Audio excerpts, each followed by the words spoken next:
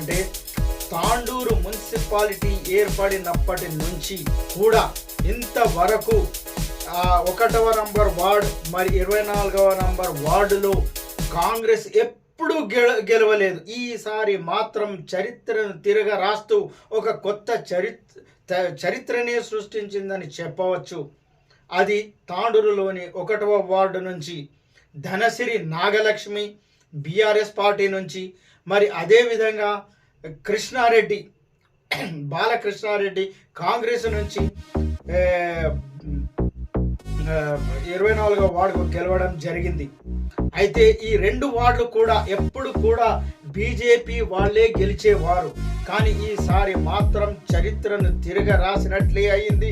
ఈ విధంగా చూస్తూ ఉంటే నిజానికి కౌన్సిల్లో ఇప్పుడు అన్ని కొత్త ముఖాలే, కేవలము 4-5 మాత్రమే పాత ముఖాలున్నాయి.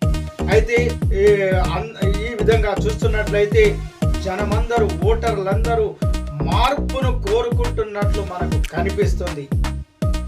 అయితే ఈ 1వ నంబర్ వార్డు మరి అదేవిధంగా 24వ వార్డు కౌన్సిలర్లను వాళ్ళు చేసేది పాల వ్యాపారం.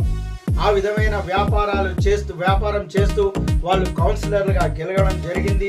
దాంతో వాళ్ళు ఎక్కడెక్కడైతే పాలను అమ్మేవాళ్ళు, పాలు సప్లై చేసేవాళ్ళు వాళ్ళందరూ వాళ్ళను పిలిపించి మరి వాళ్ళకు సన్మానాలు చేయడం జరుగుతుంది.